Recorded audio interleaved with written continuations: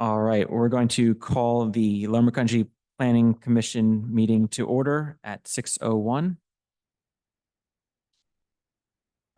First item on the agenda is approval of the April 9th meeting minutes and the June 11th meeting minutes. I'll do them individually because I know that we didn't have full attendance on either of those meetings. So does anyone want to make a motion for the April 9th minutes to approve them? A motion to approve the April 9th, 2024 meeting minutes. Okay, I'll second that. is there a second? Great. Discussion. All in favor, say aye. Aye. All say no. Any abstentions? Hearing none, it's approved. And then we have the June 11th meeting minutes. Anyone want to make a motion to approve them? Sure, I'll make a motion to approve the June 11th, 2024 meeting minutes. Is there a second? I'll second that. Discussion. All in favor, say aye. Aye. Opposed, say no. Any abstentions? I'll abstain. All right, so we have one abstention. All right, so we are going to adjust the meeting agenda here. Two of our applicants are not here yet. So we're going to move to the to item number 4, which is the Hamilton Square conditional use. I believe everyone on the board has at least heard one iteration of this presentation. We don't have any members that have not heard from. Okay, yeah. So just to make sure. Evening. Yeah, so yeah, if you want to introduce yourselves. Members of the Planning Commission, my name is Joe Piparato, and I'm counsel for the applicant, Mr. Joseph, who's here this evening, and of course, Mr. Newton, you know, is the project engineer. You have, I believe we have been before you previously on this plan. And so normally, like before the Board of Commissioners, when there's a court stenographer, I would go through a question and answer session with Mr. Newton and try to establish all of the criteria, the special criteria and general criteria of the ordinance for a conditional use approval. I thought what we'd do tonight is at least allow Bud to reintroduce the plan for you, go through some of his exhibits so that you can see any changes that have been made since the last time that you saw the plan. And then the last couple of exhibits in Bud's package relate to the specific criteria for the conditional use approval for the coordinated commercial development, as well as the restaurant without drive-through. And so what we'll do is we'll get through some of the plan itself that you're comfortable with. And then if you want me to get into more detail regarding each and every one of the criteria for the conditional use approval, we will do that as well. But if you don't mind taking it away. It's just a brief overview. I know you've all seen this plan a couple times before, but to start with, the site location, is surrounded by Hamilton crossings on the 3 sides and Hamilton Boulevard in the front. Even that piece, that little sliver, the finger that sticks out next to Crocs Road belongs to Hamilton Crossings. So the only way that we can get access to this property was via Hamilton Boulevard. It consisted previously of 5 properties. We're combining those 5 properties into one property and then redeveloping the property. Right now, there's no pedestrian linkage to the property, but with the proposal, we are connecting to the sidewalk, as you can see on the right-hand side of the slide here, that Hamilton Crossings put in, and then we're also connecting to the intersection of Crocs Road and Hamilton Boulevard and the hand-man traffic signals. Previous site plan, the next slide, on page 3, you can see it was just a combination of different buildings on the site before that existed. It was Fretz's real estate building, a holistic treatment center, and 3 residents. There was also 7 driveways to the property that, PennDOT was looking to close. We did have quite a bit of discussion previously on the driveways. Well, I'll have to get into that a little bit, when we get into this next follow-up slides. But right now, the proposal for the site is for 2 buildings. that were developed over the last year in discussion with the township. You can go to the next slide, Vince.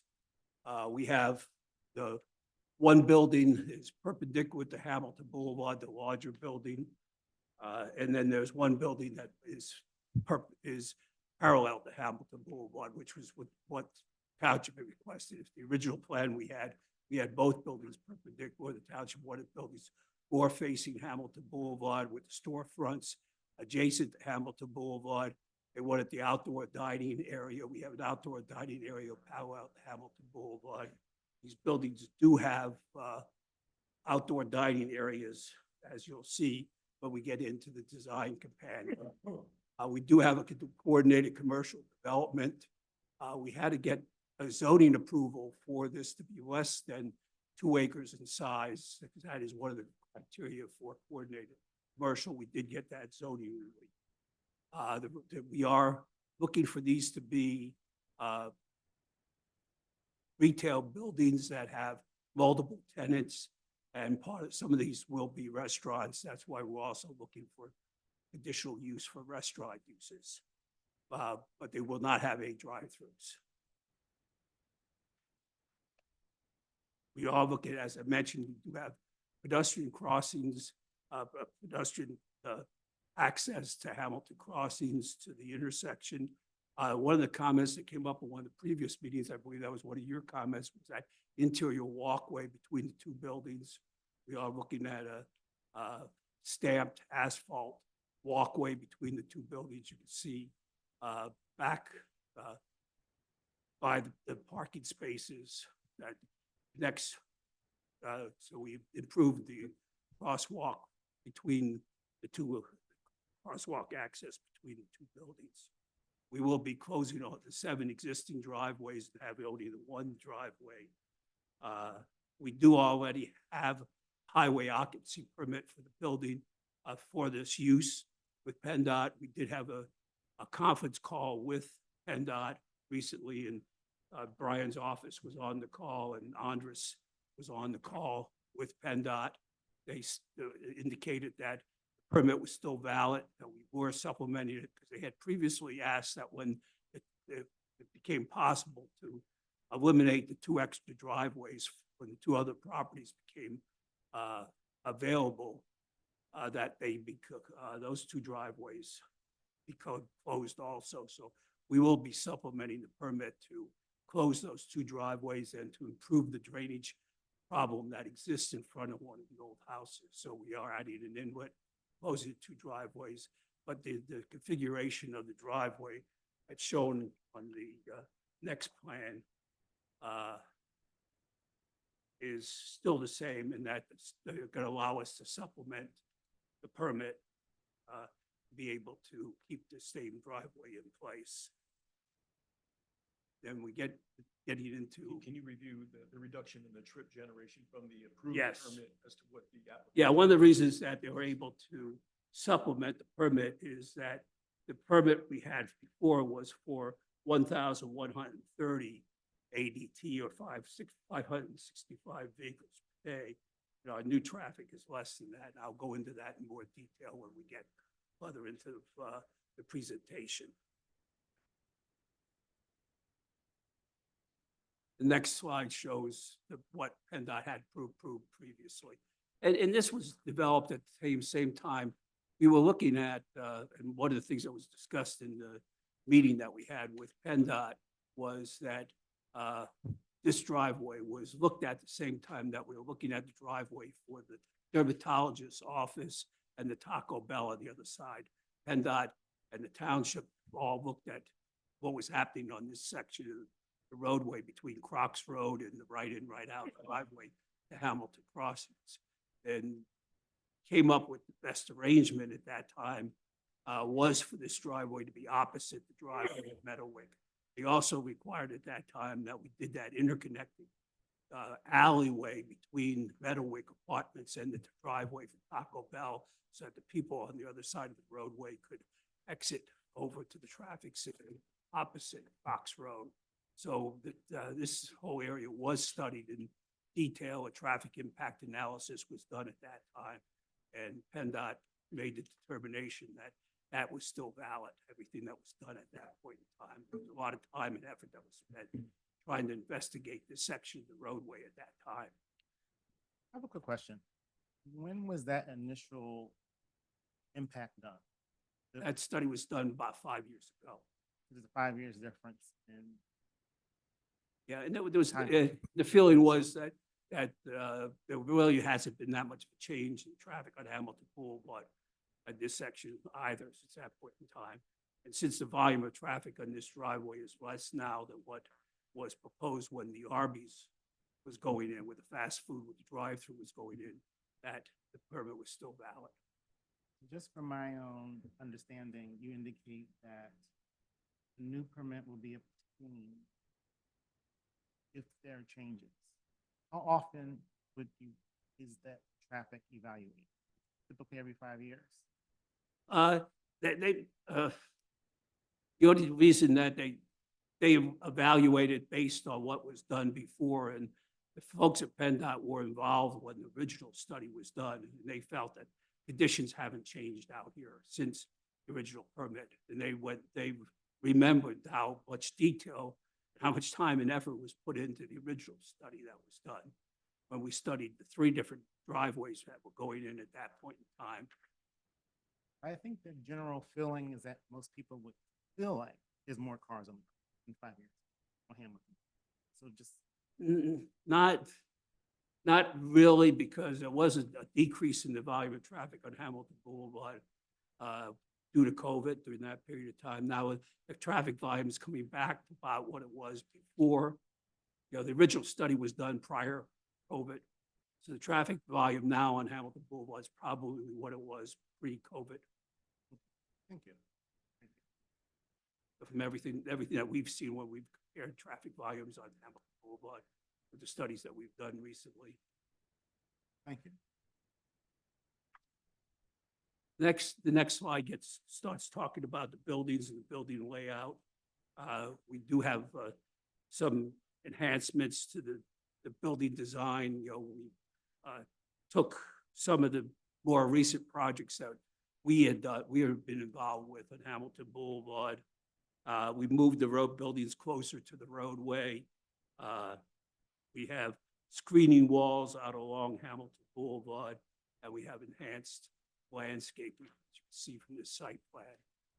And the next plan shows, you know, what the buildings, you know, renderings of the buildings that's been put together by North Star, what they anticipate these buildings to look like, and it shows the screening wall, and it'd be similar to some of the other buildings that, you know, that we've been involved with. And Brian's firm were involved with it. You know, it's somewhat similar to the project that we did at Shepherd's Quarter. You know, that be consistent. You know, actually, we think it's a little bit better architecture than what we had in Hamilton Crossings when we did plans for Hamilton Crossings. And on the building renderings, you had mentioned installation, dining area. Yes. Depicted on Yeah, the picture. see that. Is that correct? Yes. And the enhancement of the wall along the. Yeah, right the of frontage of screening the wall. That's what, you know, you can see some of the amenities that are required. And then this next slide shows a little bit more of the type of materials that are going to be used. You see some stone, some the cypress siding, and other type of features that are shown, which is required by your design companion. And we get into the next slide shows some of the amenities that we're proposing: the pedestrian scale lighting, the LED parking lot lights, the benches, the stamped asphalt crosswalks. We have the arbor entranceway, the outdoor dining areas, part of it. Then we get into a little bit of site landscaping. We're going to be doing part of the idea. Next slide, if you show, is that we're going to be doing something that's compatible with some of the landscaping on the other corners that we have out there. The landscape is going to be similar to what's done, what we did over at Taco Bell, you know, with the combination of the wall and the landscaping with it. You can see, you know, the slide on the left is Taco Bell, on the right is the rendering of what they've done here at this project. So the idea is to carry the same theme around on this quarter as we have on the other quarters.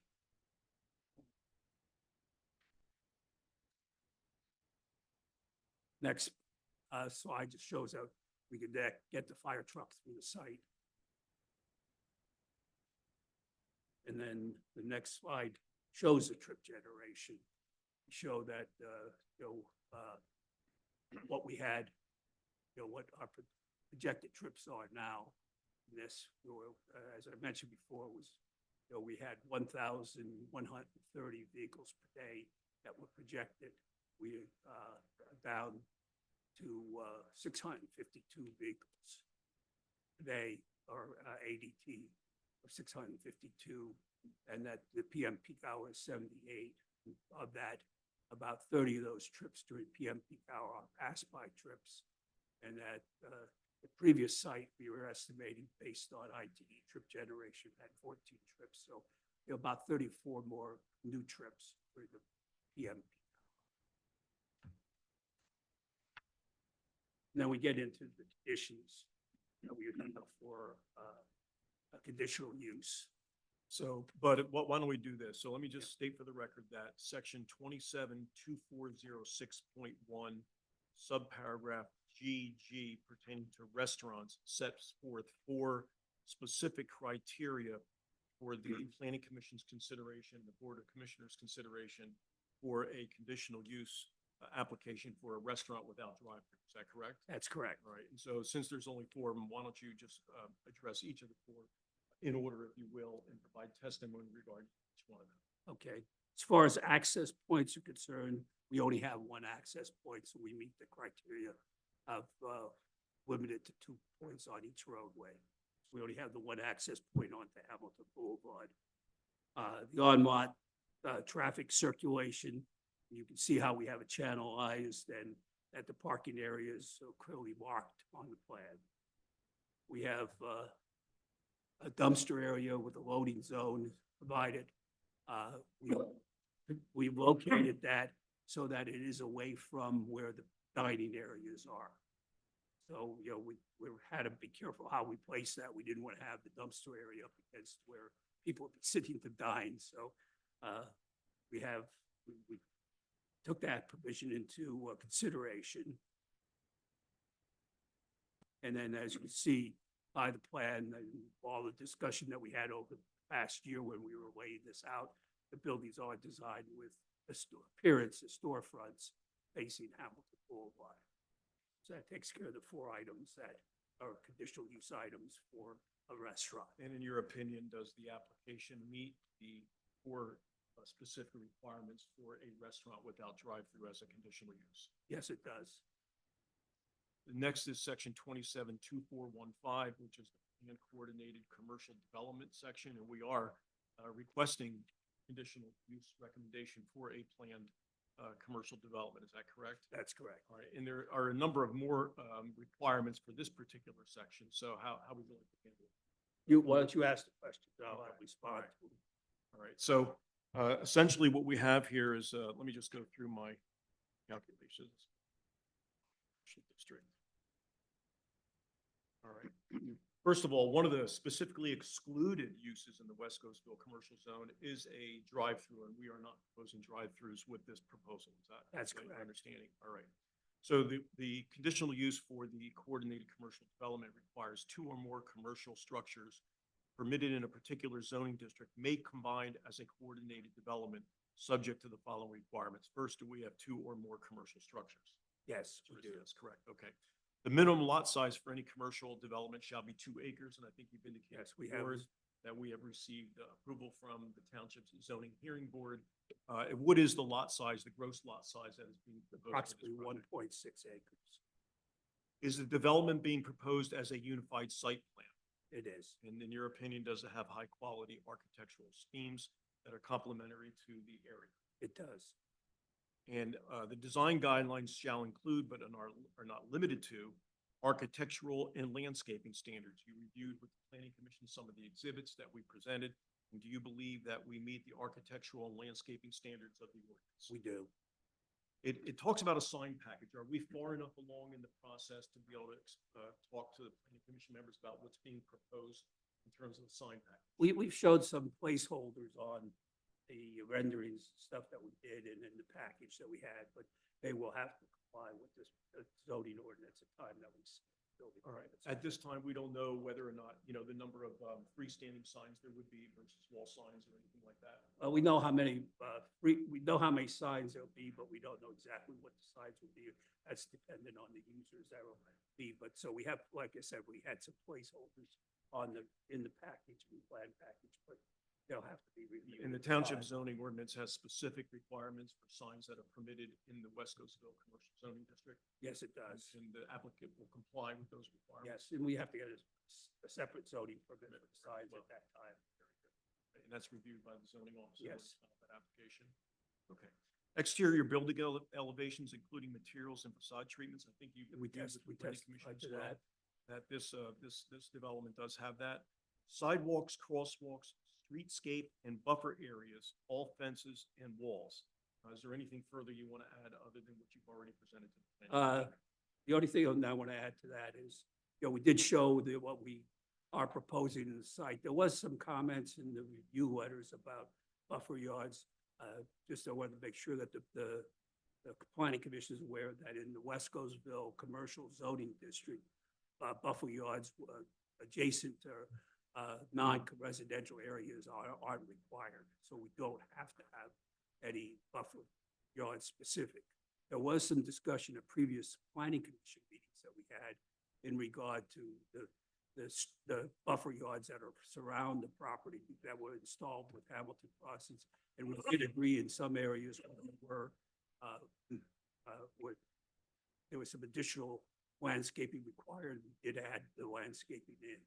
So the applicants essentially enhance some of the existing landscaping that's been there Yes. with the previous there was- development. There were, I think if you recall, you weren't here, Jessica, but, we did bring up they had brought up the streetscape view from Crocs Road, and you could see that, Hamilton Crossings had installed lower trees along Crocs Road that blocked the rear of the one long building.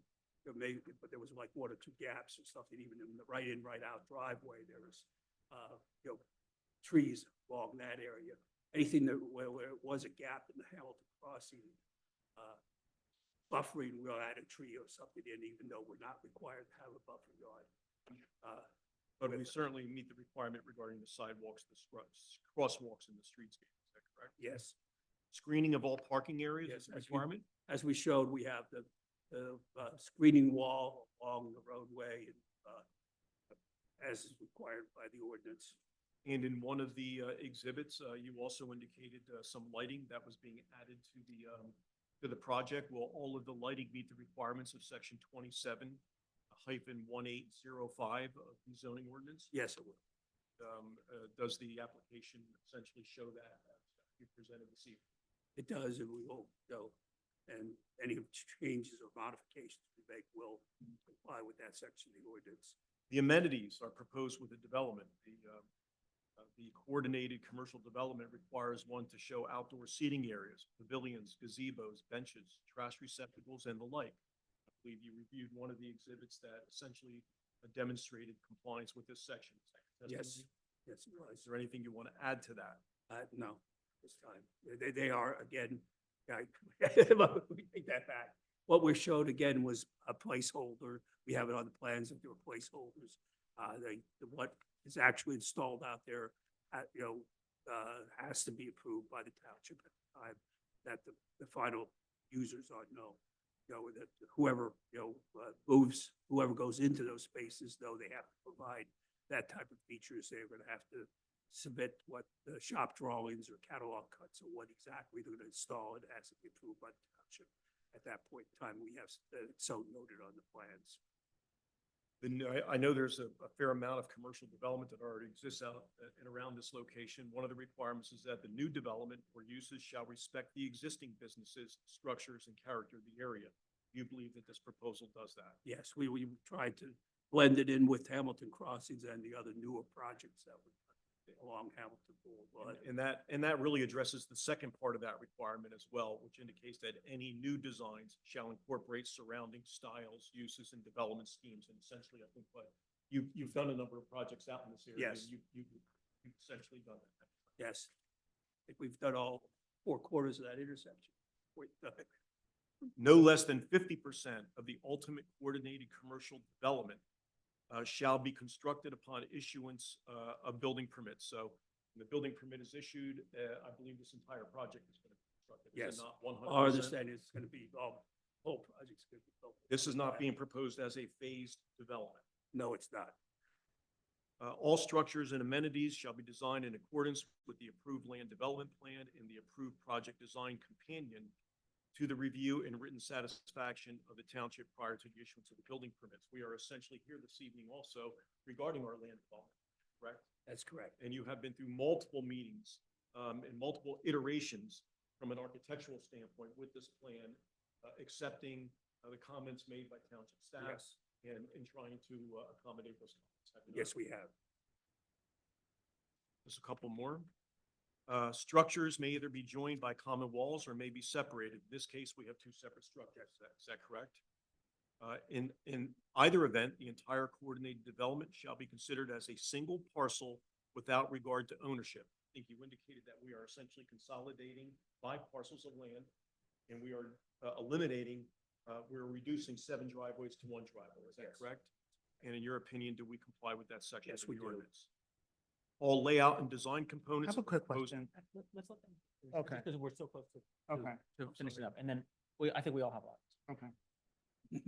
You want me to stop? for- No, continue on. I'm sorry. Because Thank you. you're so close to this, and you've Okay. kind of gone Yep, through yep. your iteration of. Yep. how you- All layout and design components of the proposed development shall provide for generous pedestrian interconnectivity between structures and site users. These sidewalks or pathways shall be shown on all development plans and within the project design companion for the proposed site. I know that you made reference to some of the, would you again explain to planning commission members what's being Yeah, proposed? we have both internal pedestrian connection between the 2 buildings, and also we're connected to the Hamilton crossings, to Crops Road, and to the walkway system that the township has in the general vicinity. We are connected to both pedestrian and bike paths in the area. I'll wait for the general, there's 5 or 6 general criteria I can wait for after questions if we have questions regarding the specific criteria. I mean, so do you have more that you wanted to go over? I mean, you've given us a ton of information No, here.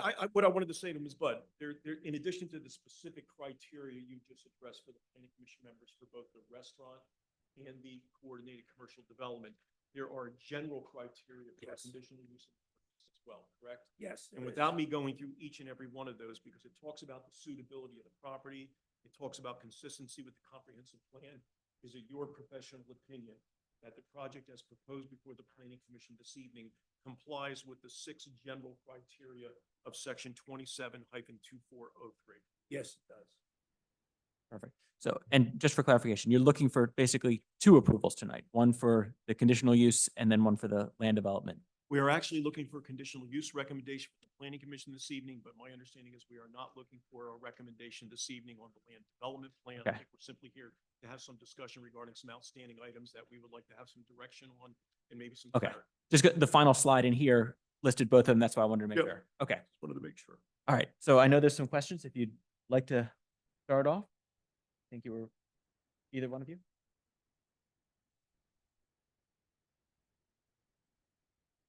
So I think I asked this before, but I just want to clarify.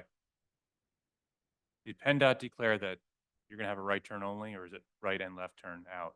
It's full access driveway. I see you have parking calculations in here. Do you have tenants so you can prove that the parking is adequate? No, we have a for the parking, we're gonna have a placeholder based on, so the square footage of retail and the number of seats that we're gonna have, and we're gonna have to control both to come up with a number once we know what it's gonna be.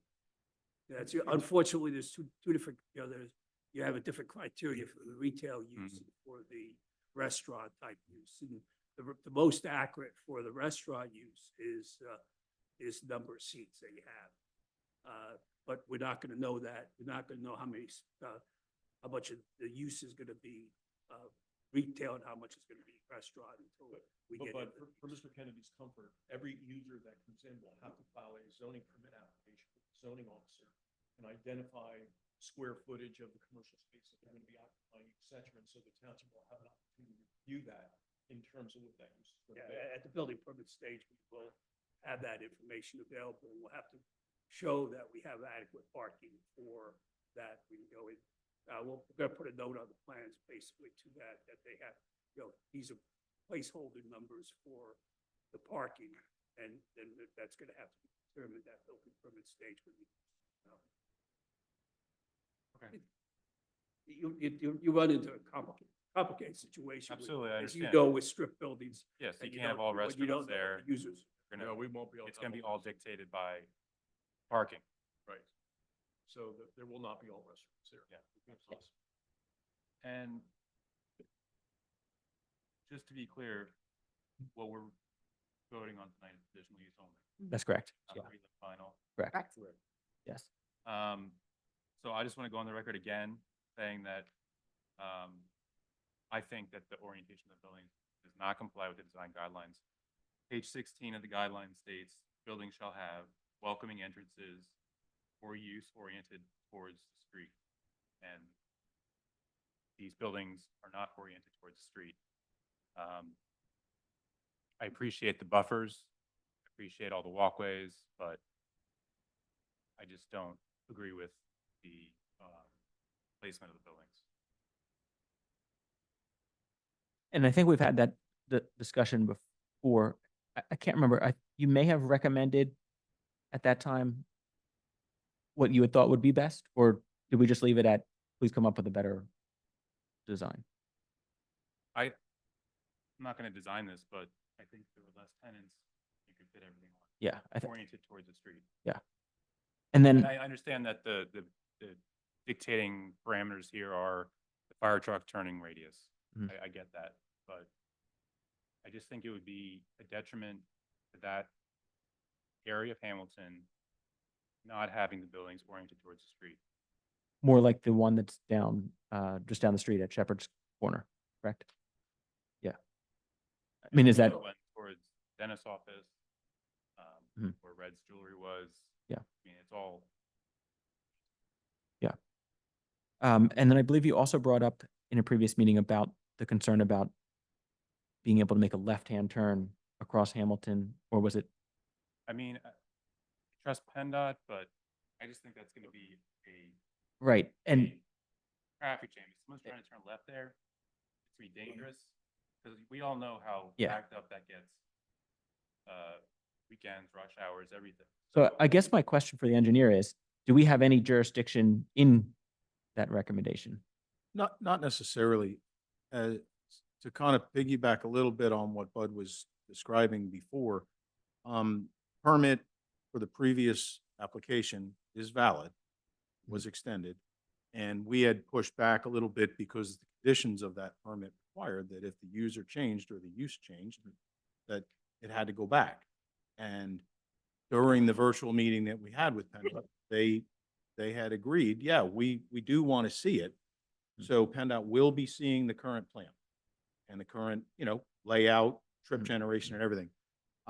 So to Bud's point, one of the conditions or not concerns, but one of the conditions of the permit is the location of the driveway and the configuration of the driveway. That shouldn't change because it is lined up with the driveway across the street, which is obviously appropriate, what we would have looked for anyway. I don't anticipate a whole lot changing from PennDOT's review. My biggest concern when I had expressed these concerns to Bud and to the applicant was this is based on information from a while ago for a previously submitted plan. It's similar but different, and it's from several years ago. PennDOT typically, their criteria say that traffic counts are good for 3 years. And this was more than 3 years ago. Now, to Bud's point, did have COVID, and it is entirely possible that the counts now are similar to what they were when the original study was done. But what I'm comfortable with saying is that at this point in time, PennDOT is going to be looking at this. I don't anticipate the driveway changing, the configuration or the location. I really don't. You're right. I mean, it can be a little dicey getting out onto Hamilton Boulevard, but I think that could be said for frankly any of the driveways on Hamilton Boulevard. There is a center turn lane. There's quite a few signals, for better or worse. There should be enough gaps.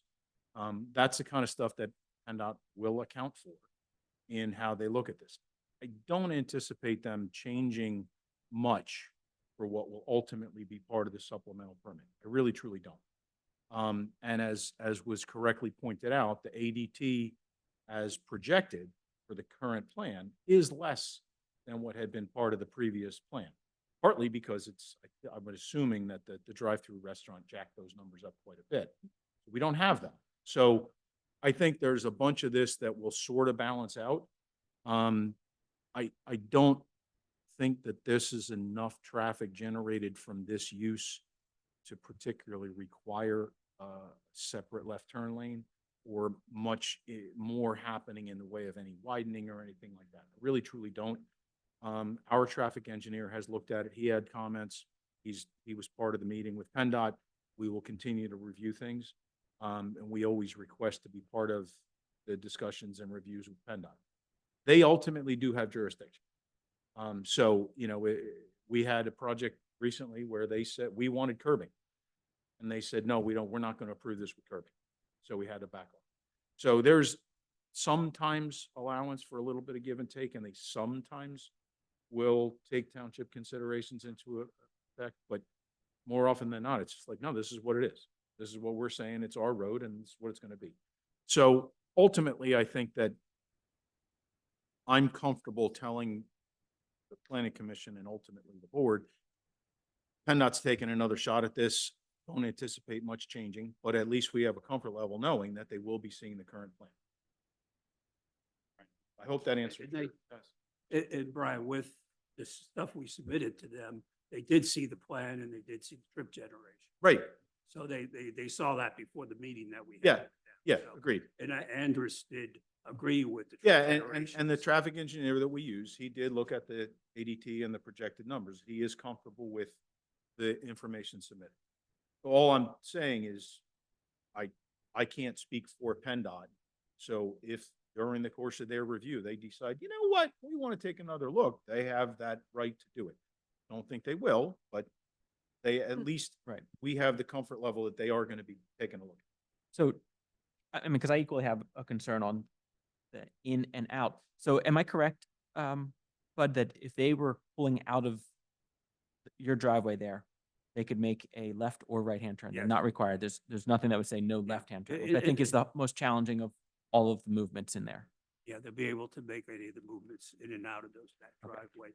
But the benefit though, in benefit in PennDOT's eyes is there were 7 driveways that people coming in. and Oh, out. I mean, I And a lot understand the of those- benefit. I mean, A lot of there's, those closer to the intersection traffic light that they were. yeah, We got as far away from the Right. traffic light as we could, and we're aligned with Meadowwood driveway, which was. something no, we I really understand wanted. that. I mean, equally, there weren't as many cars going in those single houses that were there. I mean, it's a give or take, but the left-hand turn is as far as a concern is for traffic, that's my only concern there. And I think that had come up in a previous one, but it sounds like, Brian, do we have any jurisdiction in requesting or asking for that? Asking for a separate left turn lane, Not a separate There left-hand is- turn, there just is- just coming out of the driveway prohibiting left-hand prohibiting turns. lefts. Basically, right turn only. I think you can ask, but you have to justify why. Right. So in my experience, anytime you're trying to get something that maybe isn't required, there's got to be something to justify it. A lot of Yeah. accidents or some criteria say we really feel a left turn lane is warranted, but are you talking about a left turn? Not a left-hand turn lane, just prohibiting left-hand turns out of the. Out of the driveway? So that you wouldn't cross basically You don't know. 3 lanes. We could reach out to PennDOT and say that there's concerns. Yeah, about, I mean, you know, there's prohibiting multiple, lefts. there's so many moving pieces in that area. For one, there's a lot of traffic, there's stop traffic. Yeah, You know, it is a unique congested area. I mean, it's one of the reasons that your It is. client wants to be at that spot because there's a lot of people there. But right? I think the fact, and I certainly don't want anything I'm about to say to sound like I'm defending the plan. Yeah. I'm just speaking purely from an engineering Yeah. perspective. There is a traffic signal literally right here. Right. Okay, it's 300 feet away, okay? Mhm. And signals do give you gaps within which to make your movements. Yeah. There is a center turn lane. So, you know, there's a lot to be said for what's already there, which is why I don't anticipate PennDOT coming out with something new. Perfect. But, you know, I've had this discussion, other townships, other projects where, you know, do we want to prohibit left? Yeah. Usually it's gotta be pretty solid reasoning, like it's a truck distribution facility where you're gonna have vehicles turning out that take forever to actually make the movement.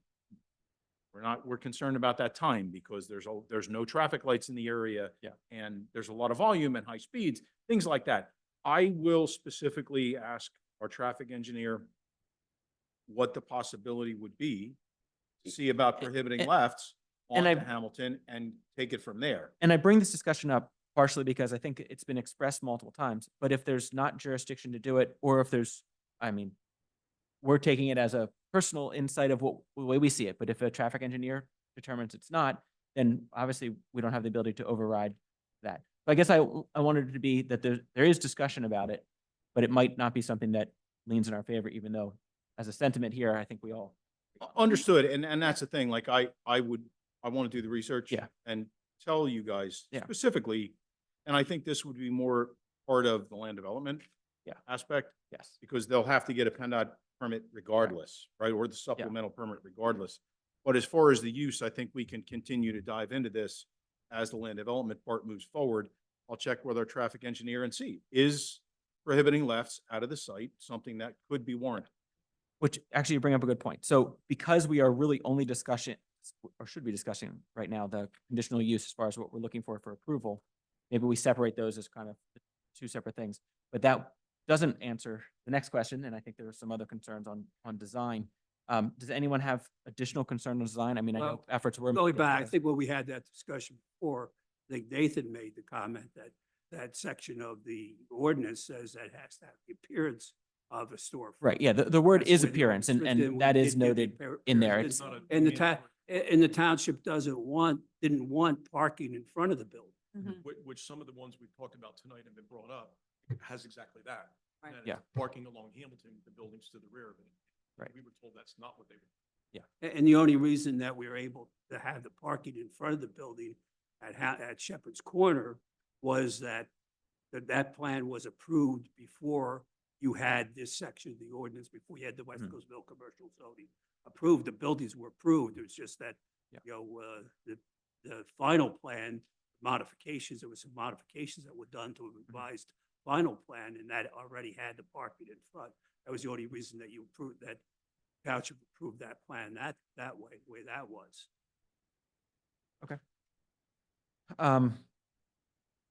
additional comments? Just about the traffic, because we've talked about this many times. And I do remember the driveway in and out was actually off kilter to that, what is that, Woodwick or This one? you're saying? the apartment complex across the street. Yeah. So I see that you got that lined up, which is better. And you do have to remember too, when people are at the traffic light, the traffic is gonna be moving slower. So I would think that there would be less chance for a more of a high impact or even an accident per Mhm. se, if the traffic is gonna be generally moving slower at that rate anyway. I mean, how fast are Yeah, people yeah, usually no, I- driving through there if you're making a left turn? We're gonna rely on the professionals Yes. on it. I think we just were going on our And you guys Yeah. instinct. have That to was a big- remember, I pull out on the Hamilton Boulevard several times a day. Yeah, yeah, you're daring. I'm very, Fun. very concerned about I'm, traffic. I'm more willing to make the loop, but yeah. So, It's just my ad. great. Any other comments? Any additional comments? Well, just a well, I don't know. Are you making a motion? No, I not comment yet, on the not motion yet. that- I was gonna go to public comments, but Yeah, I'll we have can you do go it after. first. Okay. Are there any comments from the public? None. Okay, so you got the draft. We have the draft. You obviously didn't include a paragraph in there about the restaurant. That would need to be added, just the once, very similar to number 2. Just saying you have to comply, recommend compliance with criteria for rest. That's not, we That was- accept that. We just- accept that additional condition. Just an oversight on. Question on, you don't have tenants, so you have no idea when the restaurant operating hours are. We do not. Generally speaking, that has been a option for conditional use applications lately when they go to hearing in front of the board. Part of the Can you- Board of Commissioners, so I should have some. You should probably be prepared to testimony. talk about that. Very good. Very, and thank you for that. There may be a advice. condition on, especially with the outdoor dining. Generally, there might be there would normally be a condition that the outdoor dining cut off at a certain time or something Thank you. like that. I think that was it. I just wanted to make sure you were aware. Yep, thank you. Obviously, these are recommended conditions. We have a note in here now that they're recommended. The board gets to decide what the conditions are at the hearing, based on the hearing. Understood. But we put this in now so that the applicants are well aware that come to the planning commission, they're making a recommendation. The board accepts that, they can modify it, change it, add to it, subtract, do whatever they want. So, just so everybody's on the same page. And with that, Wes. All right. So it's been a while since our last meeting. If you remember, we have streamlined the process. Instead of reading this entire motion, you are already aware of it. They are available to the public. They're in the back there if someone wanted to read it. And as mentioned, we are strictly just an advisory board. So when it gets to the supervisors, that's when final decisions will be made. These are just simply recommendations. So who would like to make the motion to move forward the draft motion of the conditional approval? I will motion. Okay. We have a motion. Is there a second? Second. We did get a second. Discussion about any of these items? Ryan, anything you wanted to add in here or? No, most of what we are involved in is the land development, the Yep. design and all. But as far as the traffic goes, like I said, I Yep. said my piece. We'll get, PennDOT's getting another look and it'll be addressed. So no, I'm good. All right. So we have properly seconded motion. All in favor, say aye. Aye. Aye. Those opposed, say no. Abstaining. We have approval. One down. Land development.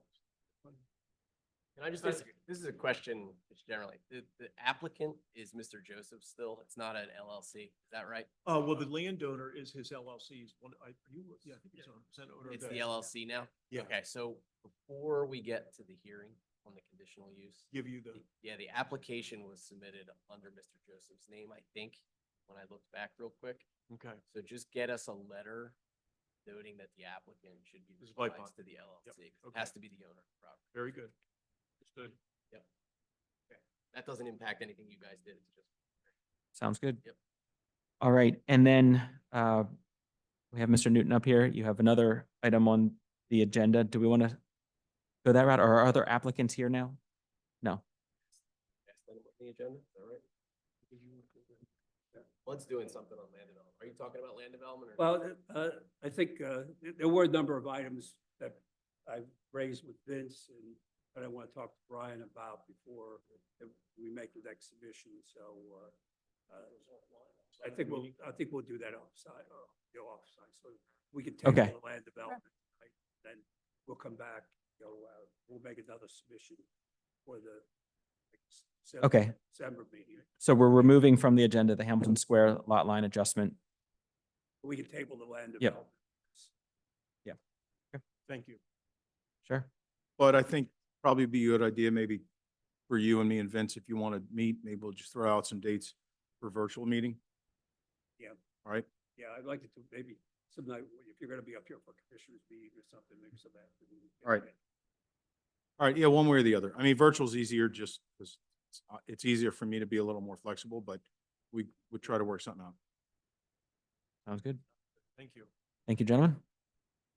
Bethany next. What are the other? Yeah, Bethany's. the Yes. only- Yeah, that's what I was asking. Do we have any other applicants that are here? Okay. All right, so 1208 Brookside Road, Bethany United Methodist Church, parking lot and building addition.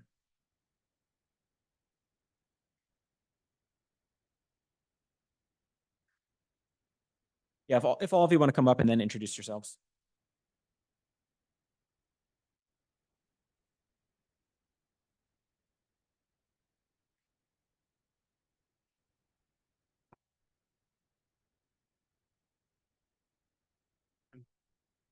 My name is Eric Dahlstead, been a member of Bethany for about 39 years.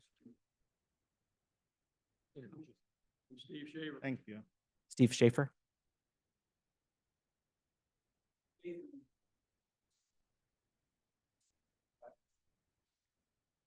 Correct.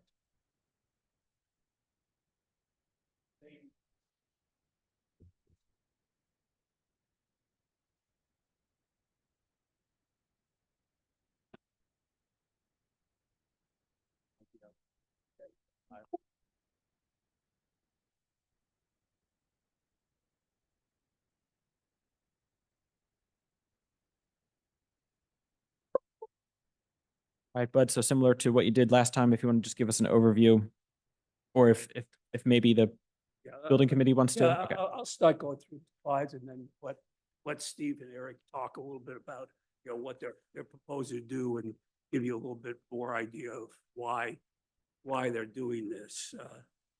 It just has some background on it. So, you may all be familiar with their church. They actually have two facilities right now. The original church, which is located at 1208 Brookside Road. And that is, let Vince get this slide up here.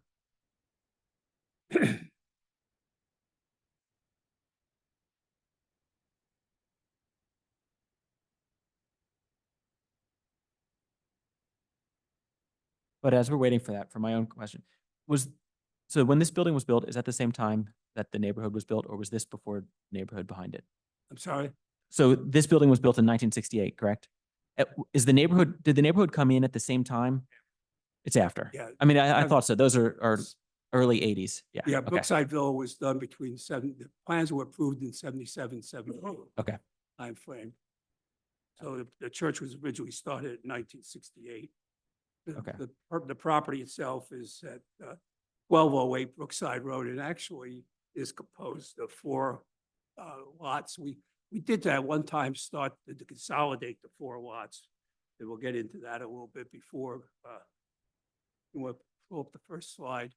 It's located, has frontage on Brookside Road, and besides the property itself, the church acquired the 3 lots from Brookside Villa back in about 2002.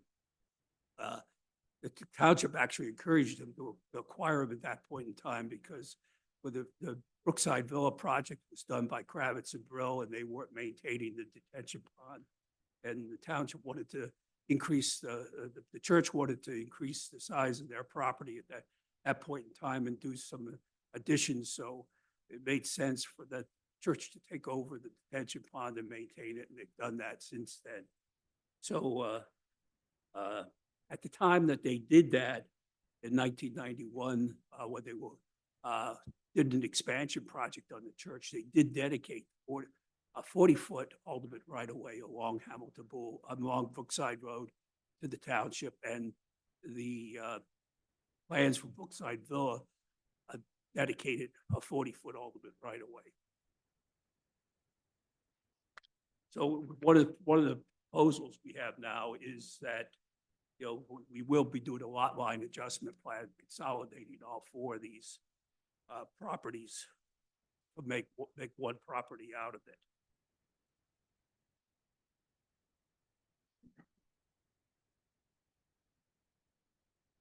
So that, since 2002, the church has been maintaining the detention pond and made it part of their property.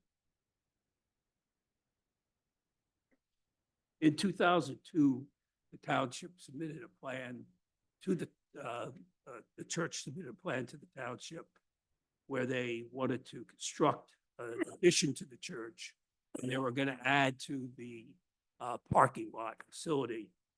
They went and got zoning approval for this plan, which added additional parking spaces, going up to 15 additional, 15 ADA spaces, 306 original spaces, and we had approval for 225 of those spaces to be 9-foot wide spaces. And it had a 61.81% impervious. And we got approval for zoning approval for going down to 10-foot buffers for the church. We proceeded with preliminary plan approval for this plan, but at the time, the church decided that it was more economical. They decided to move to build a new facility at 3801 Brookside Road. So they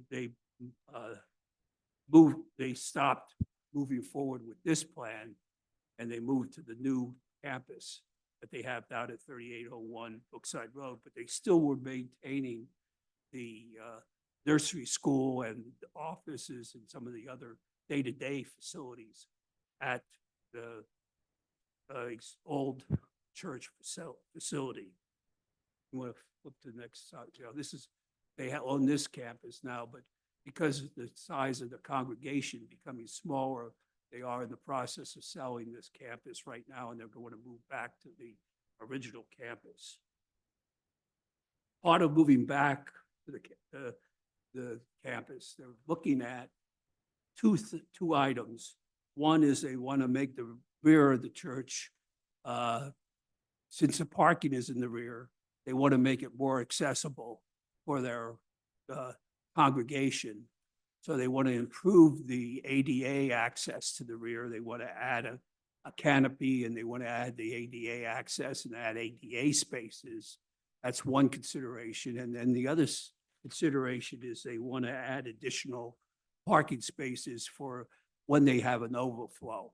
If what was happening previously is they had an area where on the grass where people were flowing, they were parking during the overflow conditions on Christmas and Easter and other holidays where they were parking, as I mentioned, they were parking on the grass, and they were thinking that they were paving that overflow condition. That right now, at the site, they have about 42% impervious. With this addition, with the canopy and with this additional parking, there'd be up to about 49% impervious.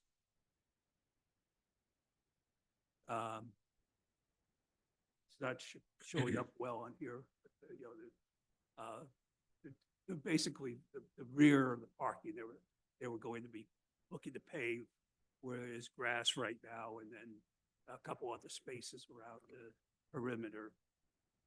Next view will show the canopy and the ADA access that they're proposing in the rear of the building. And if you look at the next slide, that area of canopy and stuff is about 2,000 square feet of total the building. The parking proposal. The next slide. As I said, it's the rear area. You see that we'll basically put across actually where the new paving, where they were talking about paving the grass. And this is areas that were going to be paved on that previous plan where they had a zoning approval for. So they're going from 7 ADA spaces to 184 regular spaces to 13 ADA spaces and 237 regular spaces. We do have to change the plan a little bit in that we missed that the previous zoning approval only allowed for 225 the spaces to be 9 feet. So we have to change the differences between the 225 and the 250.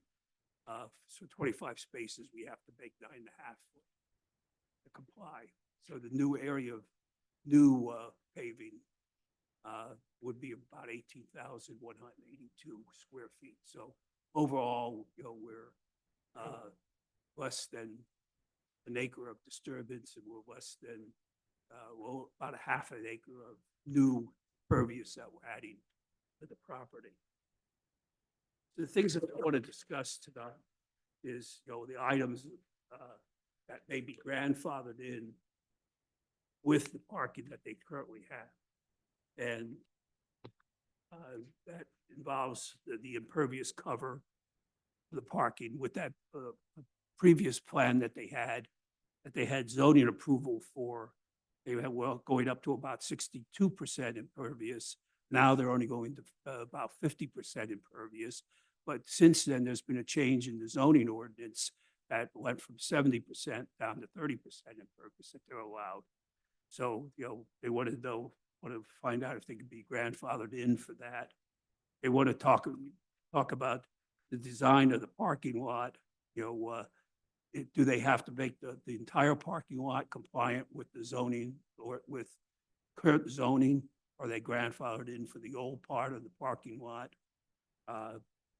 As far as the items that are listed there for the curbing, for the islands, with the landscaping, separate roadway, lighting, pedestrian walkways, what we had looked at in the design and the plan that we turned in, we were looking at making the new parking spaces compliant to some extent, but we wanted to see if we could grandfather in the old parking areas.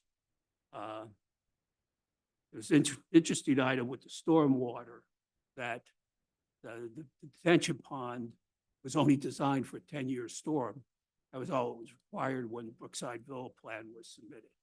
So we're going to have to do something to show that we were handling the additional stormwater, and we had discussions with the Lehigh Valley Planning Commission on how we were going to do that. And we're going to have to discuss, Brian, with you, some, what Lehigh Valley Planning Commission is suggesting that we do there, but a little bit different way. We'll discuss that. Yeah, that kind of answers one of the comments in my letter, that it makes sense as to why I saw what I saw. So that has to be addressed. Yeah. I mean, that has to. When I looked at those, I don't know if you looked at the 1977 calculations, but they only handled the 10-year storm, and they were discharging via the spillway. Yeah, I anything mean, above the 10-year storm. It's kind of typical for late 70s, early 80s. Yeah. One storm and all hand done calculations. I mean, that's kind of what I came up in, so I get it. But for the benefit of the planning commission, as part of the calculations that Bud's office submitted, based on 100-year, like even for a 25-year storm, the water from the basin surcharges out onto the existing, out onto the street, just based on the elevations. It's like, yeah, that's got to be addressed. So, but in fairness, and hearing now what Bud is saying, that the basin was only designed for a 10-year storm, unfortunately, I Inadequate. don't feel comfortable letting it stay that way. Yeah, So, we're going to have to discuss what has to be done. But the interesting thing is that nobody remembers any water ever staying in that basin. The basin is about 8 foot deep at the deepest point, and nobody recalls that ever has seen 2 or 3 feet of water in that basin. Mhm. And they've been using it for a soccer field for all this time. Yeah. Since they took it over. So, we can't quite figure out where the water's going, but it's supposed to be handling all the water from Brookside Villa. Yeah. There was, they also made a request for modification, a modification to defer any installation of curbing or sidewalk along Brookside Road. And one of the reasons for that, PennDOT wouldn't go along with the curbing along Brookside Road. They prefer the shoulder out there. And as far as the sidewalk's concerned, you had some discussion, some comment in the CKS letter about possibly getting sidewalk along the frontage of the property. The people from Hanover Drive that come to the church, there's a pathway next to the pond that they tend to use, rather than, they wouldn't go out to Brookside Road to use the sidewalk on Brookside Road. So the preference would be that they maintain that that the church maintains that pathway rather than the sidewalk along Brookside Road. There's also some other existing features that they'd like to keep the same way they have it right now, the dumpster. They don't have a loading area, they don't need a loading area. There's a comment about an EV charging station. They're wondering why they really need that. People aren't there long enough to charge their vehicles. And they also wanted to get across the fact that weekday traffic, is going to stay basically the same as what it is right now. Because the nursery school is going to stay the same. The office use is going to stay the same. So PM peak hour, what you're going to look at for traffic impact fees, or what PennDOT's going to look at for the volume for the driveway is going to stay the same as what it was in the past. So that's what they're looking for now, and they want some more direction from the township of if they do decide to pave the parking lot, to add those extra spaces that there were overflow, what are they going to have to do? Can they, pretty much leave it what it is now and pave those areas, or they may make the decision not to do that with the change and continue to either continue to park on the grass or make some other arrangements. And that's what Steve and Eric are here for tonight. So with that, I'll give them a little more, give them some more discussion of what you propose to do and, what you'd like to see done.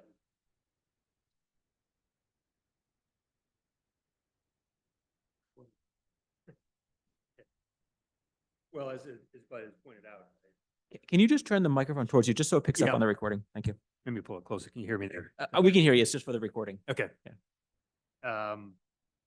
Yeah, as Bud has pointed out, the background being is that since really COVID has hit, we're not the only church has lost, a fair amount of congregants.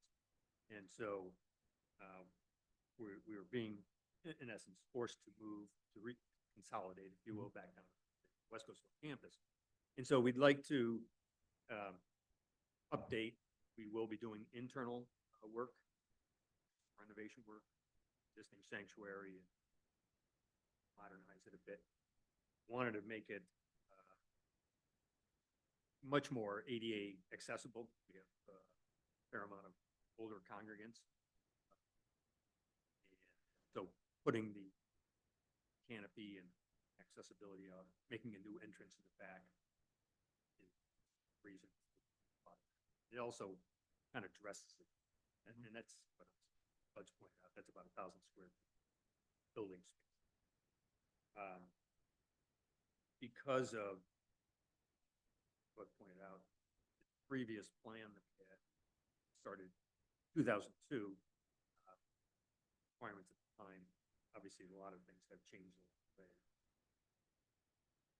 To incorporate many of those new addition conformances to the code, it becomes a bit cost prohibitive with, some of the items here. And so that's why the list of grandfathered items relief. Like I said, Bud mentioned, the church has been there since 1968. 2002 timeframe, we were up around probably 1,200, 1,300 attendants on a weekend. That's over 4 services. Carried that down Brookside Road, just beside Buckeye Tavern, and we're down substantially from that, 100 so something like that. So in terms of what point out the traffic technically on Brookside Road is actually less than what it was in 2002 timeframe. Looking at expanding down here. The daytime activity is about the same level. Preschool runs 5 days a week. Office person. That doesn't change. That's been fun. 30 years. Got it. I think that's kind of a bit of the background. Just there's a lot of desire to improve that area, the church itself,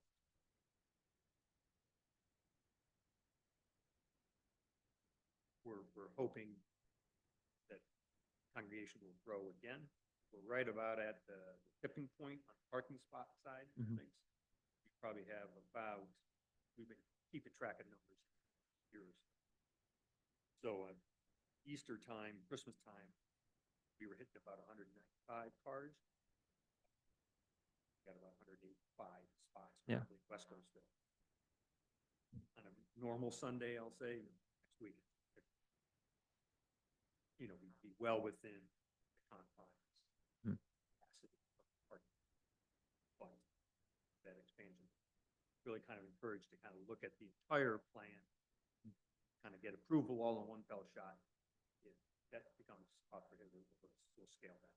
Yeah, I think your plan is pretty clear, and the reason for doing it, I think it's a very challenging argument, though, to, because this exists in a lot of other places in the township who rely on the standards of 2002 or the original plans. You know, I mean, it is one of the reasons that some of these problems exist, because the standards were significantly more lenient. They've become much more rigid, and I'll have others chime in here, but I mean, my personal opinion is we've got to go to those newer standards. Maybe there's something there that we can find that gives a little bit of leniency, but those standards are there for a reason. Even though in 2002 you approved them, but that project never happened. It didn't come to fruition. Now we're looking basically at a new project. It's a totally different project. I mean, I can see parts of similarities, but it is a different project. So I mean, I'd love to hear what others feel about the project. I mean, you had mentioned that you live directly in the neighborhood. Sometimes that immediate function, seeing it every day. I'm not too worried about car trips. I mean, Brookside is already very busy. This wouldn't be changing it that drastically. If you got to 1,300, maybe it would, but it doesn't sound like that's achievable anymore. It's just maybe a little increase, but.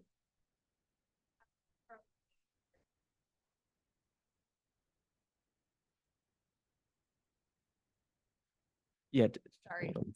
I've heard complaints in the neighborhood just about parking on Hanover and on Celia and walking through to get there. So I think adding parking obviously would be great, I think, for people in the neighborhood. Be curious when those comments, because we haven't used that facility. Yeah, I mean, again, Yeah, okay. I'm not really sure when things have happened. I'm still, I would say, a newer part of the neighborhood. But yeah, and I think the comments about the basin are very interesting, just because we've had a lot of flooding in our neighborhood. So that's interesting. But yeah, I think in general, I don't know that I think you have to hold it to the standard. Just to clarify on your comment about flooding, because anyone that's lived in the area for a long time, I mean, you mentioned it, that retaining water for any period of time, if ever, is very infrequent that I can remember. And again, I'm just taking my anecdotal driven by how many times. I mean, I went to West Coastville Elementary School. I drove past there, had Cub Scouts there. You know what I mean? Like, I've been past that so many times and I can never remember it. But it's 10-year storm, which makes a whole lot of sense. That clarifies some things. But your flooding, I think you're saying more personal, that that water actually is just never even getting to that, correct? You're saying that it's actually the houses in the neighborhoods are getting water. Yeah. So, Yeah.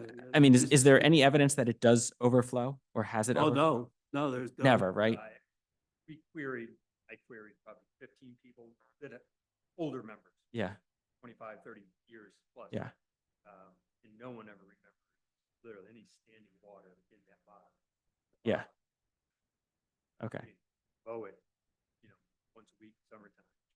Well, not standing water in the bottom isn't particularly the concern. It's has it ever topped? Has the basin ever filled up? Topped? That, you understand? Yeah, there's never, Yeah, as far as everything that we've been able to find out, Brian, there hasn't been water in there that has been up past the level of that low flow channel. Okay. There hasn't been a foot of water in the basin. No, I hear you. I just, when one of our Which there engineers. should have been. Well, you would assume so. But the thing is, when one of our engineers was out looking at the site, taking pictures, whatnot, a resident, I don't recall if, I think they actually gave their address, but they, in fairness, not that I don't believe you, but they said just the opposite. That Yeah. this is a problem and it floods.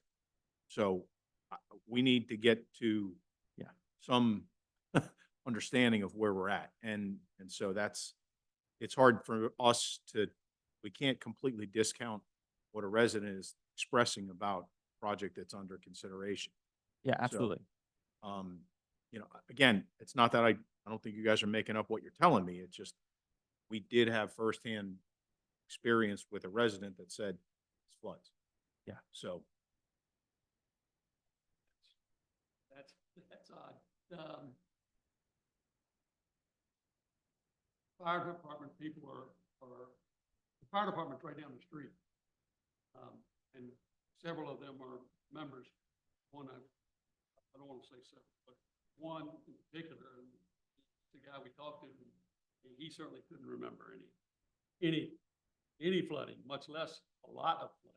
well, again, Yeah, I know. I hear you. I'm wondering, Brian, if it's flooding elsewhere, Yeah. that the water's not getting to the base. yeah, I want to, let me, I don't necessarily want to belabor this particular Yeah. point. That's something we can talk about. Because Yeah. in fairness to you gentlemen, it has to be addressed in some fashion. Yes. Because the basin is not compliant with current requirements. Typically, if there's minor changes happening, no harm, no foul. But when additional impervious is being added and we get documents submitted, you know, to show, support what's proposed, there's an increase in impervious, there's an increase in runoff. We review what's submitted. And based on the calculations submitted, it shows that water is backing up out of an inlet on Hanover Drive. Yeah. And so it's impossible for me to overlook that.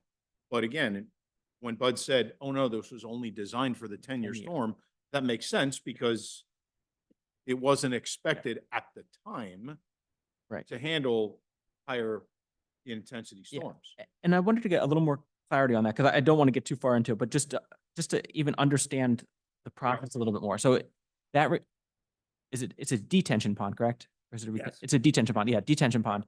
That wasn't actually built for the church. You purchased No, the that was land- built for Brookside Villa. Right. So it was designed for Brookside Villa. You then purchased it in 2002, the land, and then took over the responsibility Yeah. for maintaining it.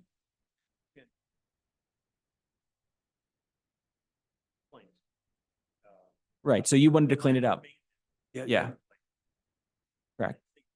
Yeah, the township, yeah, I was involved at the Okay. time. The township encouraged the church to take it over Yeah. because they were having problems with the developer Kravitz and Brill at the And time, so the church maintaining the did that basin. for their benefit or for kind of the community benefit? In the sense that you wanted to be able to use the land or that you felt, hey, we can be good stewards of our community? I think it was probably a dual function, dual purpose. Yeah. That giving us. Yeah. the Property to build on, which in 2002. Standard. Site plan. Yeah. Actually taking a third of it, I saw that. Yeah.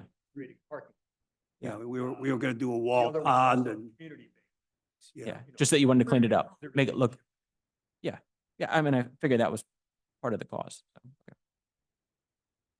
Okay. Yeah. I mean, it's unique to take a, is there an HOA in Brookside Villa? No, I No. don't think so. Okay. Okay. So there's none. Yeah. I So, think they were fee simple lots. Yeah. And I don't know, I don't remember why, what the situation was at the township wasn't taking, at that time, I think that was a time when the town, probably maybe recall more than anybody. It was at the period when the township decided they weren't going to start taking over.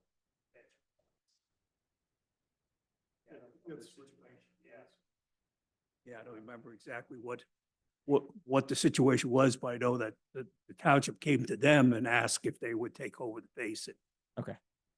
yeah, I mean, it's unique in that I think in It this is, whole yeah. conversation kind of plays into it a little Yeah. bit. So, Is that basin still being used as soccer fields? Did I hear? So is that cut through? Do people, it's like a walking path. Is that Yeah. yours or is that? It is. We put that in background.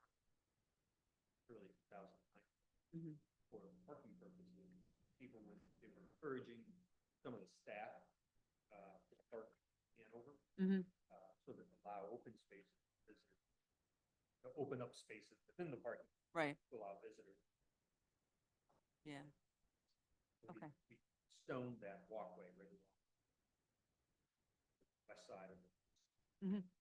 And we've noticed today, I mean, I regularly work at church. And on through the parking lot, out towards Brookside Road and then back up to Celia.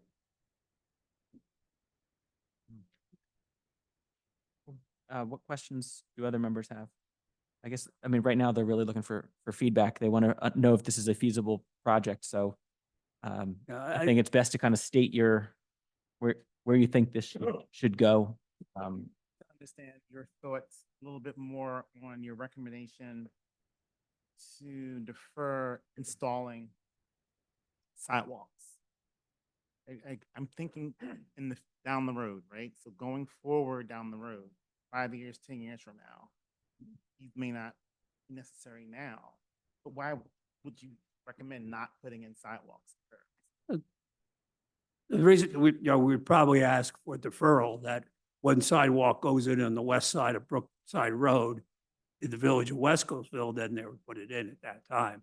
Right now, they didn't see any benefit of doing it because it's only one isolated section. And if the people who would come to the church from the Brookside Villa, Hanover Drive there would walk through that pathway, it'd be a lot more convenient than coming down through, going out to Brookside Road, come down through Brookside, then have to walk around to the front of the church or to this new entrance to the church.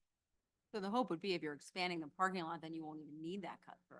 Because then there wouldn't be a need for anyone to park on this side, Hanover, right? And have to You'd walk probably, around.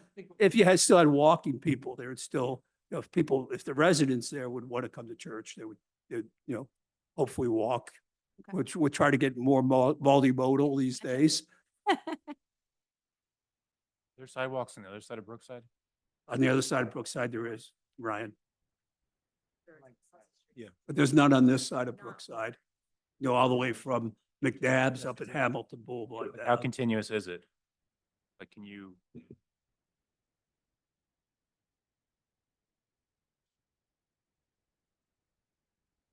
I think that the bottom line for the church is, does it pay for them to pave these overflow parking spaces or not?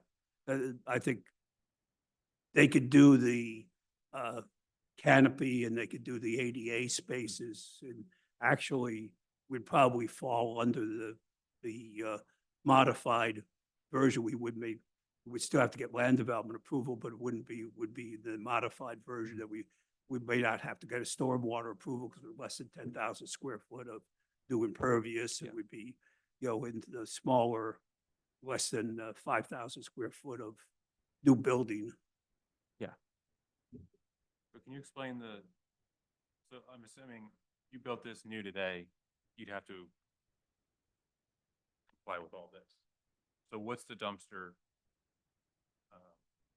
requirement today that they're not gonna? Currently today, the code specifically, but basically requires that you have to put screening around with a Oh, gate on the okay. And now it's sitting behind a garage that we have on the property. Parking.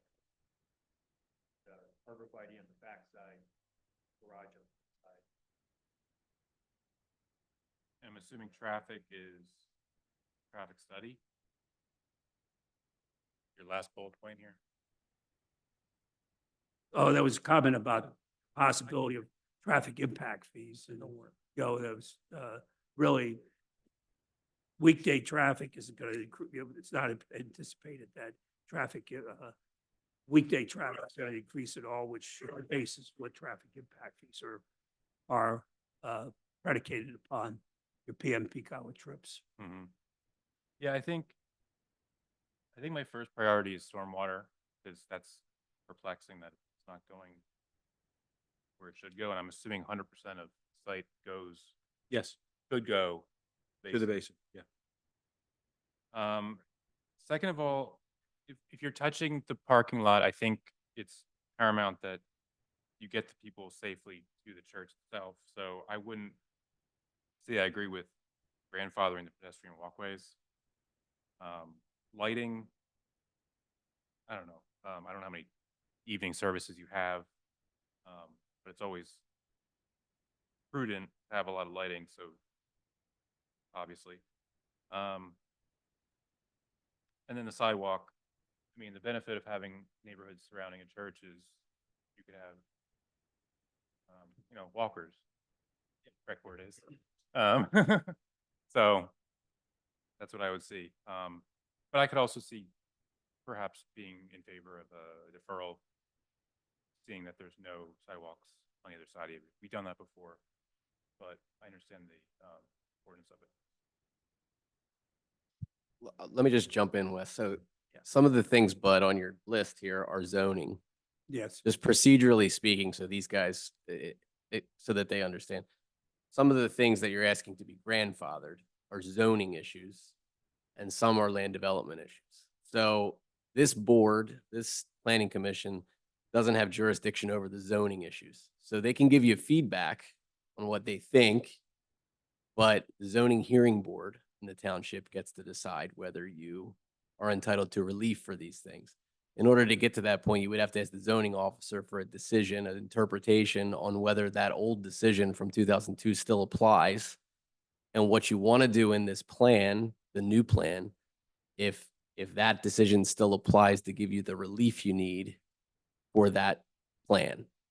So if the zoning officer says the impervious no longer applies from 2002 and the current requirement applies, you would have to then appeal that to the zoning hearing board, and the zoning hearing board decides what to do. If you want to do that, incur the cost, so forth.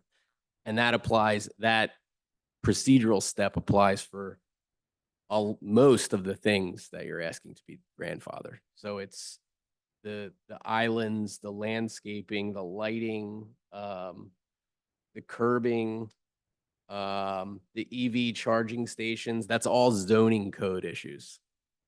Requirements go on and on. They do. They want to add a few parking spaces, and it's just, It likely it's gonna be not worth it. Well, I'm only explaining it to you because this venue for what you're asking, some of it, this isn't the right venue for it. So these guys can comment. We're kind of hoping tonight, Mark, that these guys would say it's a good idea, and we could influence the zoning office. You make an opinion that, yeah, oh yeah, but these could be a grandfather. Yeah, well, unfortunately, that's procedurally not the way that we do things Yeah. here in Lower McCounty anymore. The zoning Yeah. officer has a lot of, Bud's interpretable giving us some credit, authority. Hey, saying we have pool. yeah, no, you guys do have pull. And that's fine. And you can provide feedback. But the procedural way to do it would be to get that interpretation from the zoning officer so that you can then decide whether to appeal it or not. And the zoning officer, I've looked at the prior zoning decisions, but they're not the most clear things, in my Yes, opinion. Very, very, very true. Very foggy kind of decisions on what relief was granted. So you should get that opinion from the zoning officer, and then maybe that gives you a better idea of whether you want to move forward to the zoning hearing board if you have to. Maybe there's going to be some things that the zoning officer thinks the old requirement still applies, or you're under the requirement currently, and maybe there's some things that aren't. You'd have to go to the zoning hearing board. That would be the suggestion for the next step. And some of the other things are for the Board of Commissioners on land development, which is what these guys are talking about now, I think is the ADA stuff, right? And the sidewalk, Yeah, Um, in the addition to the building, it's minor Right. addition, so, the building as well. yeah, I think I think we may be best to separate the two items as two separate items. Yeah, I agree. So, Sorry yeah, to jump in there. No, that's what we needed too, because also the clarity on that and where we have say and don't is very important, because they're sometimes very close to each other, but Yeah. meetings apart. Yep. So, as you heard, I mean, there's not too much more that we need to discuss here. I think you got maybe a little flavor of what's down the road, unfortunately. So I don't think there's anything, any other comments that are, No, I Needed? think I Okay. think we're pretty well set. yeah, Thank you. sure. Any other items? We are not going to be handling the Spring Creek Estates, correct? Because they are not here. Well, Vince and I were discussing that, and I suppose you could choose to discuss it and review it without the applicant here if you wish. I didn't go back and look to see if the applicant must be in attendance under the code. I can do that. If you prefer to just table it because they're not here, that's your decision, of course. I mean, my instinct would be that without an applicant here, you know, it seems like it's a negative on both sides that, you know, there might be questions that come up that we can't answer and then suddenly we're in a dead end. Right. I don't think I've ever been where we've recommended. it- Yeah. an It seems approval. like bad practice to me, so. Yeah. Yeah, I was just gonna say, I wasn't on the board when this came to us the first time. yeah. So you haven't even I heard. don't the think, introduction. I know Jess is the same boat. Mhm. Yeah. Yeah. we So- always saw. I did have questions. So then do we want to table that? Yes. Okay, so someone want to make a motion to table? I'll motion the table. I'm sorry. So go ahead. I just want to say, the only, and this is, I'm kind of surprised that two applicants for two different projects are, Agreed. didn't show up. Yeah. This one in particular isn't, in my view, that big a deal. They're Yeah. adding a third townhouse unit to a previously approved lot that had two buildings. Not that big a deal. So it's kind of weird that they're not even here without letting Vince know. Yes. They didn't let us know either, so kind of odd. But as it applies to this one and just as importantly, the other one, I just was going to say, are we in a position with the MPC clock? Do we need to move this forward? I'm looking. Okay. I think the other one, the subdivision for 1470 Brookside, that's new. So I think Yeah, there's. no in clear- theory, we have plenty of time on that one. Yeah. But with this one, it's an amended final plan. I'm terrible with the MPC clock type stuff.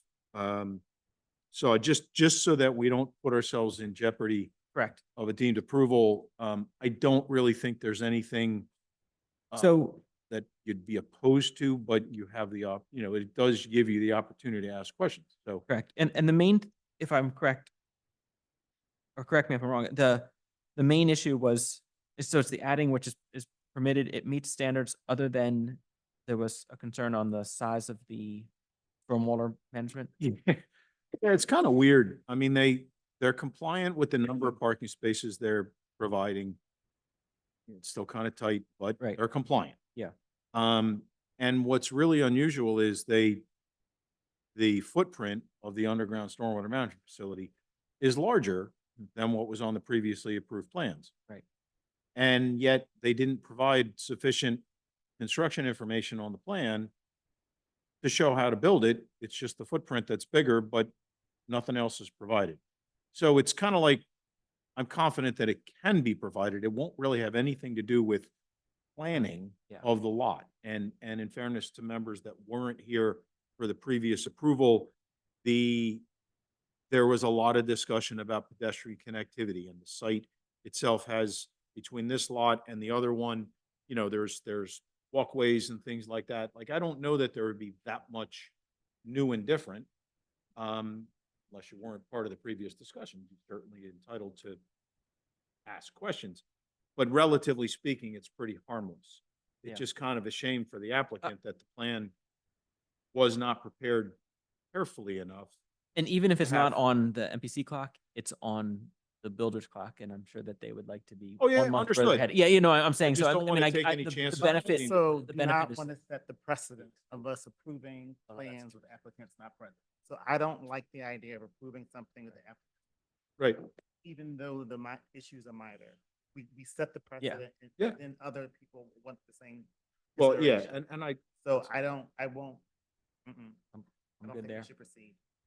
So, Just hang tight though. Or if Maury wants to talk, because we have to make sure that And it's the even board has enough time right, to render a decision exactly. if you table this. If Yeah. yeah, so we have, even if you don't give a recommendation. You're just confirming the MPC. Yeah, I'm trying to Okay. find it. Maury, enlighten us. well, I might be a little slow on some of this, but something I would like clarified associated with the townhouses and so forth. Okay, are they asking for approval for apartments or for townhouse? For one thing. It's the same thing as, it's the same as what had been approved. And I'm Yeah, well, hesitating 'cause okay, and I didn't understand it last time, so it's just coming back again, and so I'm Right, no. Is it a, trying to, it's all on one deed, the entire property, correct? Or are they individual? The way the original application came in, it was two separate parcels, completely separate parcels. Correct. And each of them had two townhouse sort of units on there.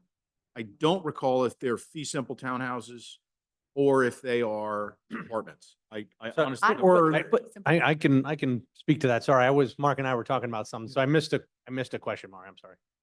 okay, so well, this has to do with the conditional use. Is it a conditional use application for apartments? No. Okay, so they are not apartments. So, This is not a conditional use application. This is a land development It's modification. the- Yeah. okay, so it's land development. It's just land. It would have to be a conditional use application if it wasn't. That's correct. So there are single-family townhomes. They meet for that district, they meet the dwelling dwelling units per acre with Okay. the modification. Okay, now, so they are single-family home townhouse. Now, trip generation. Okay, a single-family home has more trip generation than apartments? No. As far as computing the trips per, The ADT, For the the tr- trips per day, and you had asked me about this, about either this project or a different one it's the same one. months ago, and I did follow up with the traffic engineer, and there is a specific number. I'd have to pull the email up. Okay, but it's a specific number associated with what? Is it all townhouses have less than a, It's typically it's Single-family a home? multifamily assessment, I'll say. well, So Mario, what do you, just so we understand, maybe if you go to, what are you trying to clarify? huh? I guess I'm trying to figure out what you're trying to clarify. Like where's go to the concern part. Okay, and so one question, okay, so right now for the 8 and 12, so 20 townhouse. Hmm. The total trips is for the traffic impact fee is 9. If it was single-family homes, it'd be 20. And I am trying to understand under what does that, so this decreased amount that the engineers come up with, is that applicable to all townhouses? Is it applicable to multifamily? Is that applicable to twins? Or, so I would like to, I'm just trying to understand what the rules are associated with the traffic impact study. If the rules apply to apartments, which would be multifamily dwellings, then these aren't apartments. And so if they are apartments, then they ought to be coming in as a conditional use as apartments, but they're not. So therefore they're townhouses. And I don't understand why townhouses have different trip generation than other residential dwelling units, because I see the same 3 cars at every one of the townhouses that I do it at the single family homes. Got it. And so, yeah, I wanted you guys to hear it. And it's just a question of clarity to understand how this thing works. That it hadn't come up until this case that there was different IDE Yeah. trip generation for some So if you. take- residences as Right, opposed because to I think what you're saying is, so if you take a 4-unit townhome, but you rent all 4 of them, and the person uses it as their apartment, their rental, what is the difference is what you're saying? Yeah, that why does it end up 'Cause they're one being and the same. 9 trips that they pay on rather than 1 trip per dwelling unit, which is basically what it works out for residential homes? I don't feel that I know enough about how the ITE manual determines their classifications and applications. I hear what you're saying, and I think when we discussed it the first time after a board meeting, I just was like, I don't know. I defer to the traffic engineer, but I can tell you that what we as engineers, what we have to go on is what's in the ITE manual, and there are projections and there are this and that for different uses. I honest to God don't know why or if there's a difference between a townhouse versus an apartment. But I agree with you, you can have a single family house with 3 cars in the driveway, and you can have a townhouse with 3 cars in the driveway. Right. But with the way things, the standards that things are done, there's different uses for buildings get different ratings from the ITE. Well, I'm glad I'm not getting more senile because you say you don't understand it either. Well, So, I don't specialize in traffic stuff. And I can tell you that, to me, it's just like, this is what these guys do. I never really had the need to dive into the hardcore nuts and bolts, and for better or worse, in the townships I've been in, there's always been a traffic engineer that's either an appointed traffic engineer, or like in our case, there's a guy that we pull in to use who's perfectly so qualified. in this particular question, it's not gonna make a difference, and I don't think we're gonna get an answer of why. Then what?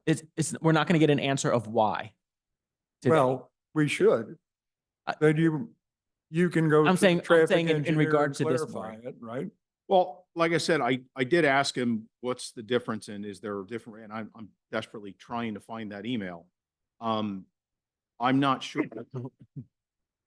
I'm not sure I can tell you why the ITE does those designations the way they do, Well- or if there was ever consideration Well, for okay, but I changing it. I want to know, what does the ITE, ITE, ITE designation that they're using, what does it actually apply to? Is it apartments, or is it apartments and all townhouses? Or not? Maury, think- just because I don't want this to go, I mean, it's not necessarily. I mean, there's more to figure out. And since the initial question on this was, are we going to move this forward or not? I just don't want to go into too much. This is a great technical question, but it's not one that has to be. Well, right now. okay, so it's just, yes, it doesn't have anything to do with the decision about if you're going to table. Yeah. Which I assume you are. Which is, because we actually, technically, we are in discussion of a motion that was properly seconded at this very moment. So Okay. maybe we should rescind that and have a different discussion so it stays Okay, relevant. But so, I don't think we have any, I mean, was there another question that you wanted no, to? it or- was just So the two of you can a figure that out. discussion on this that I thought should be clarified before the final decision is made associated. And so. Got it. I'm done. So all good. I want to bring it back to, Yeah, you are okay to table. okay, we are okay to table. You're it. okay to table. it. Uh, We have enough time on the time clock to Okay. table it. I'd rather do that, continue with past practice of if the applicant's not here, we're not going to vote on it. I agree, this is a very simple one that we probably could. And I'm sure the person will be here at the next meeting and it'll be on the agenda for them. So we have a motion that was to table. It's been properly seconded. All in favor, say aye. Aye. Aye. Hearing 5 ayes. All right, Yeah. we have to, one more item then too. So the 1470 Brookside Road project. Same thing, applicant is not here. We'll follow the past practice that we just reinforced a moment ago. Is there a motion to table? Make a motion to table Is there a second? 1470 Brookside. Is there a second? Second. Discussion? All in favor, say aye. Aye. All right, we have 5 ayes again. Any other items? Discussions? Is there a motion to adjourn? I'll make a motion to adjourn. We did. did. We just did the second one. Yeah. Yeah, Which- all, Which one were you talking about, Maury? Oh, yeah, they just did that one. They just tabled it. no, actually, that, 14. so, You so didn't for, table that? for clarity, 1470 is what we're in discussion of, right? Or we Oh. just approved, I'm sorry. Were you saying 1208 Brookside? Which we basically gave them, okay, yeah, that's what we just did. Okay. Yeah. We're totally good. We've Yeah, covered all covered it bases all. here. Checking them. Yeah, I thought I did the same, so now we're on a motion to adjourn. We have a motion. Did we get a second? We did get a second. Now we have a second. And all in favor, say aye. Aye. 5-0. We are adjourned.